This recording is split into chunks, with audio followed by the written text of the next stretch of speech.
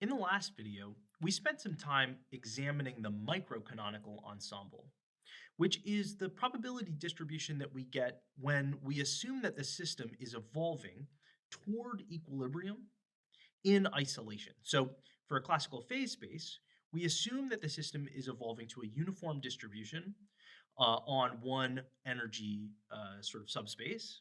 And in quantum mechanics, we assume that we're evolving toward a state in which all of the energy states with the exact, or sorry, all of the Hilbert space states with the same energy are equally likely.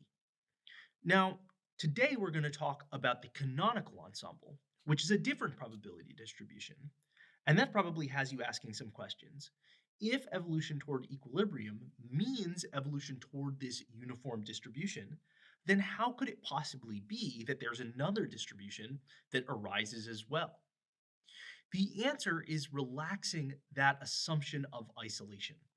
We're going to look today at systems which are not in isolation, but are instead in contact with a thermal reservoir. All right, so let's draw out the situation and then we'll remember what a thermal reservoir gives us.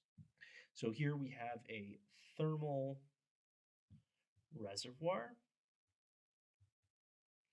And over here, another system, the working system.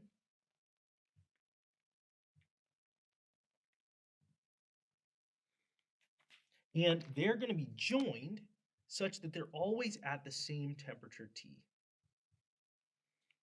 Good. Now, recall that a thermal reservoir is precisely a system such that the entropy of the reservoir is linear in the energy. In particular, it's U over T. I'm using the R subscript just to make sure that we're denoting that it's the reservoir.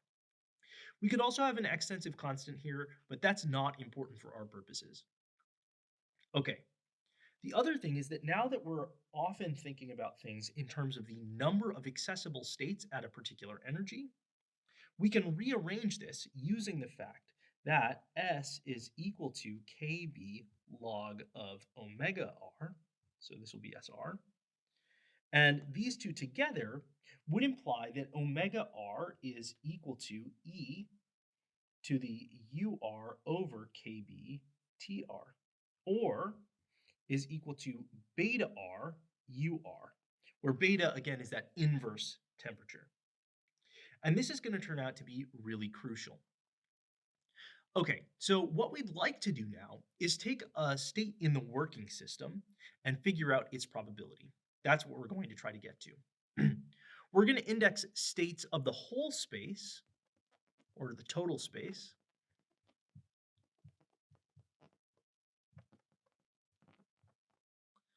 as tuples SWSR. So we'll give the state of the working system and then the state of the reservoir.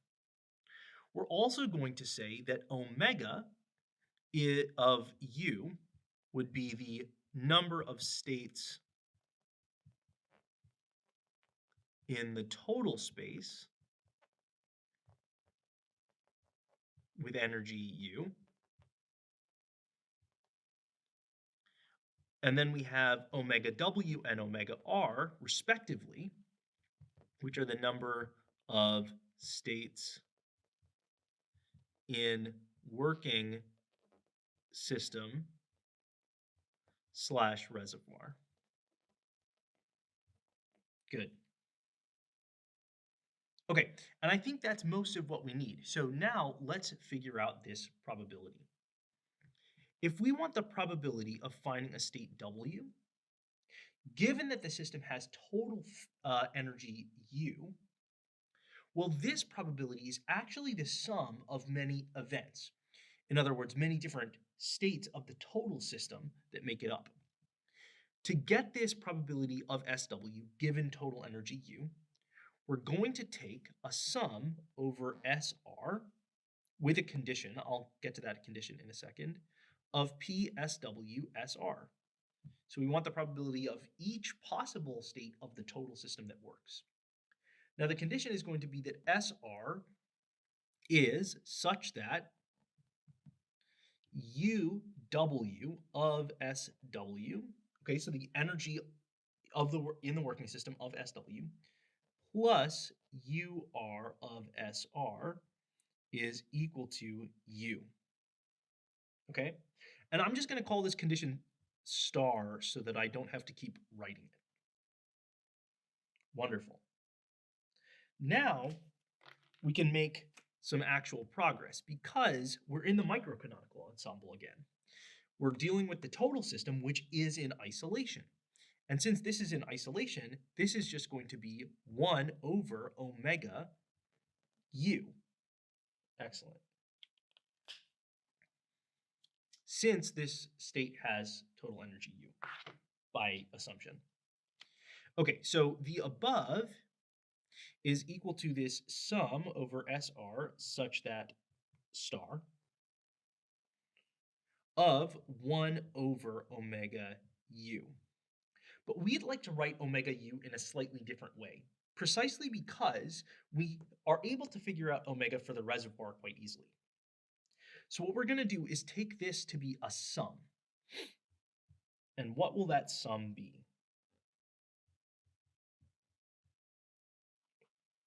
Well, it'll be a sum over states of the working system. So we're going to let SW prime be a state in the working system. And for every state in the working system, we're going to take a sum over all the possible states of the reservoir that would give us the correct total energy. And then we'll take that sum over SW prime. And that will give all the states in the whole system with energy U. Good. So this is going to be a sum over SW prime of omega R U minus UW of SW prime. Excellent. Because this is the state that the reservoir needs to provide in order to get back to U. So 1 over this. Good. Okay, so now we can use this formula in order to expand this. So P of SW is equal to sum over SR such that star.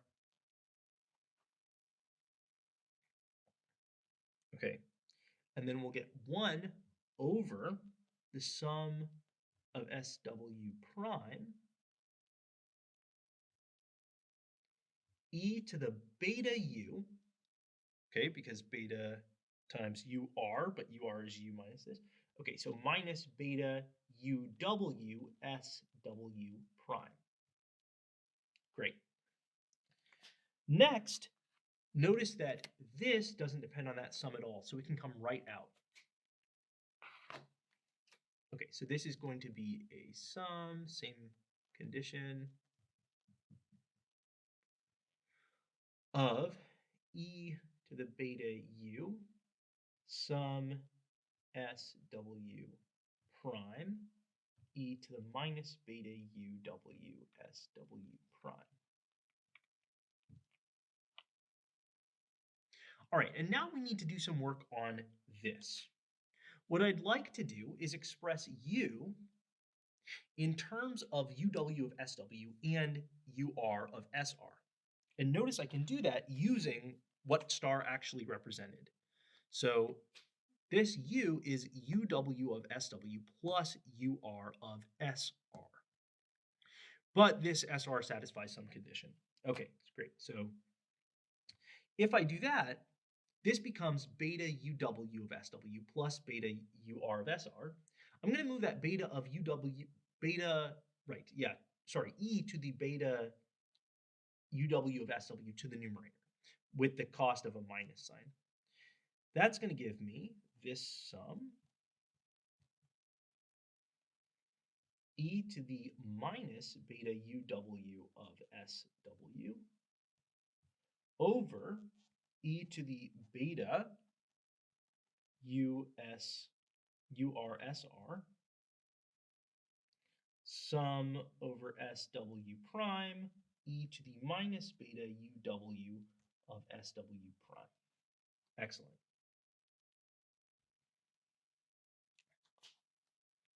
Okay, but we can make our lives a little bit simpler here by replacing this with its definition in terms of omega. So notice that omega is BR UR. So this object here is exactly omega R of UR of SR. Okay.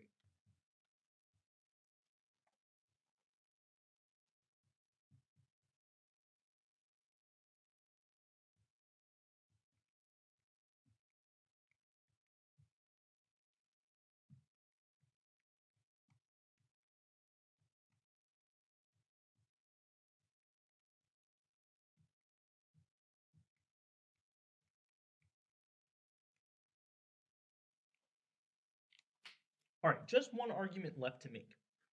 So when we actually do this sum, I'll write it out again. So such that UW SW plus UR SR is equal to U. Notice that we fixed SW. So really it's that URSR is equal to U minus UW, which means that all of these SRs give us the same energy. Okay, but then this energy in here is fixed. Since SR only occurs here as the argument of UR, and this UR is fixed in this sum, actually everything comes out of this sum. The summand is not affected by this sum. Since the summand isn't affected by the sum, all we need to do is add up all of the, is just figure out the number of terms in the sum. What is the number of terms in the sum? Well, it's this number of SRs satisfying this condition, but that's precisely the number of SRs with UR being this. In other words, it's omega R of UR of SR for any of the SRs that solve it. In other words, this whole thing cancels out this factor of omega, so we just get e to the minus beta UW of SW over the sum over SW prime of e to the minus beta UW of SW prime. And something transcendent has happened. The reservoir no longer matters at all, other than that it provides, this temperature beta. So we can now forget about the reservoir completely. We can deal only with properties of the working system, knowing that it has a fixed temperature beta. And this should remind you of working with the Helmholtz free energy. In fact, we'll see after I erase the board that that's exactly what's going to happen. Okay, on the last board, we found that in this new ensemble, the canonical ensemble, the probability for any state in the working system, rather than being totally uniform, is given by this formula. In the numerator, we get a factor e to the minus beta UW of SW. So, in other words, the energy of state SW. In the denominator, we get a sum over terms that are of that form. Because this form appears all over the place in this theory, it's given a name. This is called the Boltzmann factor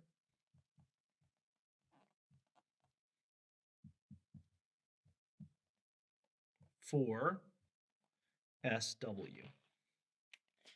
And so we see that in the denominator, we get the sum over Boltzmann factors.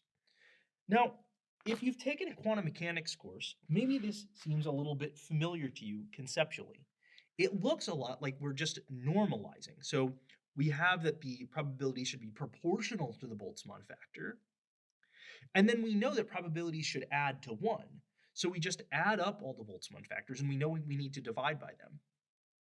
That normalization factor becomes super important all over the place. And in fact, we'll see we can get a lot out of it. It's important, so I'll write it up here. It's called the partition function. If we wanted to be really specific, we could call it the canonical partition function, but partition function is very standard.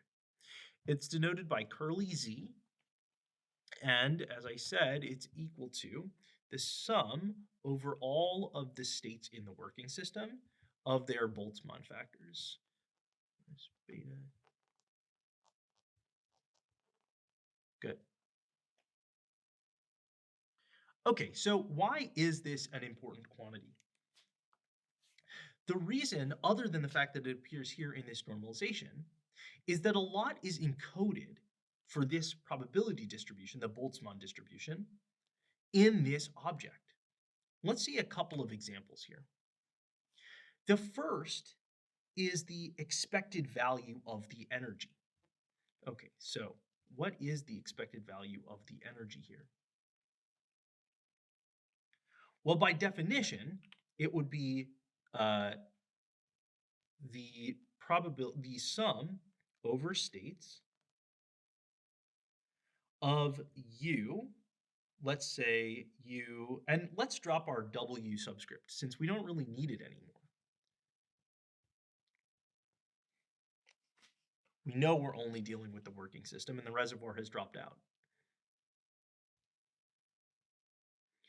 Okay, so it's u of s times p of s. Excellent. But that is then equal to the sum over s of, well, we have u of s in the numerator, e to the minus beta u of s in the numerator, and then the Boltzmann factor in the denominator.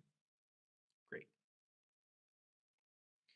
But if we look at this, we notice that we could take a beta derivative and get this u that we wanted down here anyway. So this is just actually minus this sum over s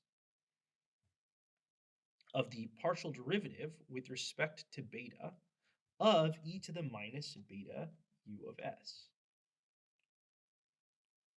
Great. And then still over the still over the partition function. All right, so now this sum could come inside here.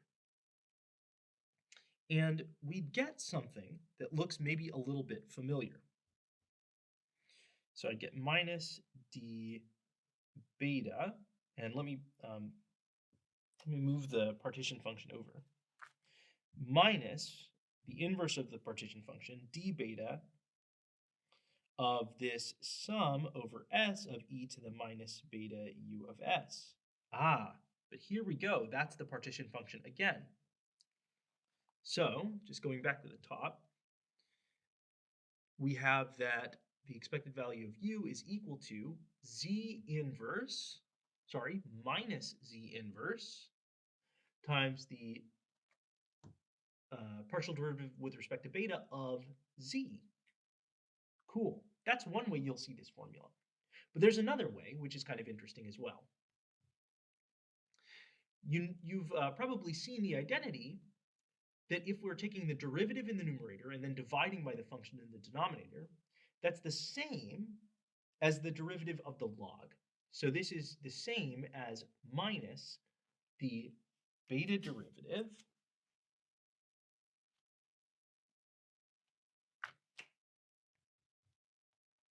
of the log of z. Wonderful. Now, one thing that's true about the canonical ensemble, and is generally true about moving from from statistical mechanics to thermodynamics, is that we'll treat expected values as if they are definite values. And that's typically because in large systems where n, u, v, and the thermodynamic variables are in some sense very large, then these become somewhat sharply peaked. We'll often end up very close to our expected value for the energy. I'm not going to go into that right now very deeply, but I will say that this ends up being one of the ways that we can get the thermodynamic energy itself when we have fixed the temperature. Okay, so that's going to become important in a moment here. The next thing that I want to show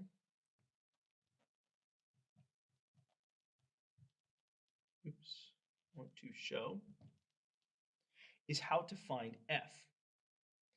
F, the Helmholtz free energy, recall, is U minus Ts. And I want to see if we can get it here as 1 over beta log of z. Okay, so let me box that, and we're going to see if we can show it. What we can do is say that S is equal to minus kV times the sum over all the states of the probability of the state, P of S, what I've been calling it here, times the log of the probability of the state. Good. The log of the probability of the state, let's work that out up here. Well, that's just going to be, since the probability is the Boltzmann factor over the partition function, the log of the probability is just going to be minus beta u of S minus log of z. Good. Meanwhile, over here, we'll get the e to the minus beta u over z. Okay, so when we expand all of this out, we get this sum over states of e to the minus beta u of s over z times minus beta u of s minus log of z. Excellent.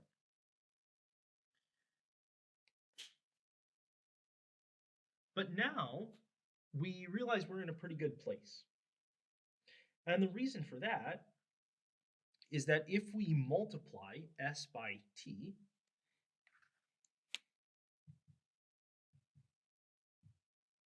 we get beta 1 over betas all over the place. So this becomes a beta, 1 over beta, sorry, that cancels this beta and gives us a 1 over beta here, which is what we want. Then notice that this sum over S, also notice that the minus signs cancel actually. So let me deal with that. Okay, so notice that this sum over S of e to the minus beta u of s over z times u of s is exactly what we had here. So Ts is equal to u minus something. And that something is log of z over b. That's inside of this sum. So it's, well, let's rearrange. Let's be a little bit careful here. So we have that T of S is equal to the part that we definitely identified as U. And then let's say minus, that's going to pull a minus sign out. The sum over little s of e to the minus beta U of S over Z times minus log Z over beta. Great. Okay, but nothing in the sum at this point other than e to the minus beta s depends on s, which means that this sum ends up just canceling since we know that z normalizes this. And at last,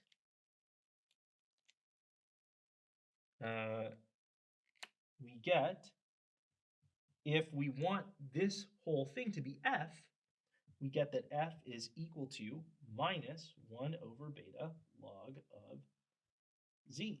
Wonderful. And this is the Helmholtz free energy we're familiar with. So this doesn't tell us a lot about how to work with the canonical ensemble. But it does tell us that the canonical ensemble, when we have a system in contact with a thermal reservoir, gives us lots of ways to compute quantities that we do care about, and in particular, gives us a way to compute the free energy. In the following videos in this lecture, we'll look at some examples of some systems for which we can compute the free energy in this way. I'm excited to see those in the next video. See you later.